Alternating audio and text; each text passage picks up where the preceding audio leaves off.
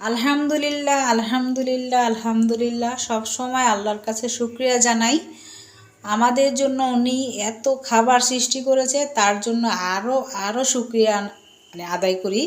তো এই যে দেখেন আজকে কত পদের সবজি নিয়ে আসছি। এই দেখেন এখানে কফি আলু ফুলকপি রান্না করব একটু নিরামিষ, আমি খুব পছন্দ করি। আর এখানে দেখেন আপনাদের ভাইয়ার জন্য এই যে দেখেন পুঁইয়ের বিচিও খুবই পছন্দ করে। আবার এই যে দেখেন কাসকি শুটকি ভুনা করব।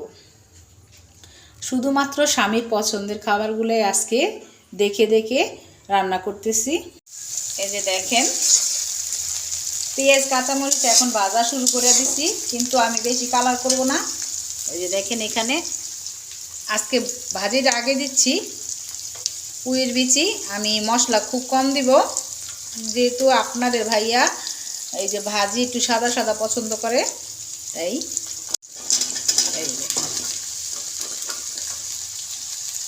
এই জিনিসটা আমাদের দেশে চাষ হয় না, পুঁই শাক চাষ হয়, কিন্তু বিচিগুলো আর কি মনে তারা কেন চাষ করেন এটা আমি জানি না।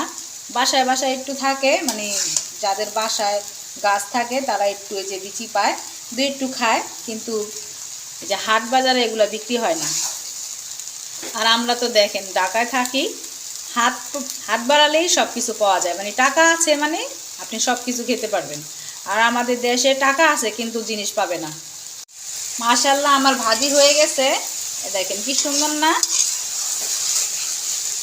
এখন আমি ওই যে শুটকিটা বসাবো। এই যে দেখেন কাসকি শুটকি দেখেন। তো এখানে পেঁয়াজ কাঁচামরিচ আর একসাথেই এই যে কাসকি শুটকি এখন একটু ভাজবো তেল দিয়ে, তারপর মশলা দিয়ে দিব।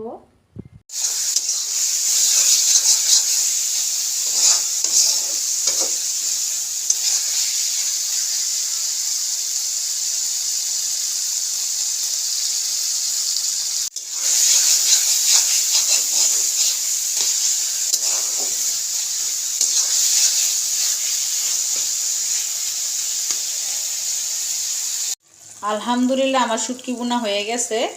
এখানে শুধু টমাটোটা দেখাই নাই, ওই যে আমার বেবির জন্য, আমার বেবি আমাকে রান্না করতে দিতেছে না।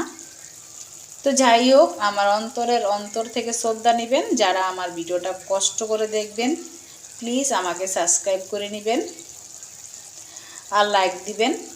আর আপনাদের কাছে আমার একটাই অনুরোধ, আমাকে ভালো ভালো কমেন্ট করবেন যেন আমার উৎসাহ হয়, আমরা একসাথে হয়ে যাই, ঠিক আছে?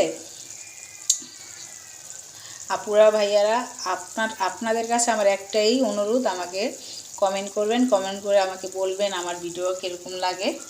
আর যদি আপনাদের আমাকে ভালো লাগে প্লিজ আমাকে সাবস্ক্রাইব করবেন। তো আজকের ভিডিও এখানে শেষ করে দিলাম। আল্লাহ হাফেজ, আসসালামু আলাইকুম।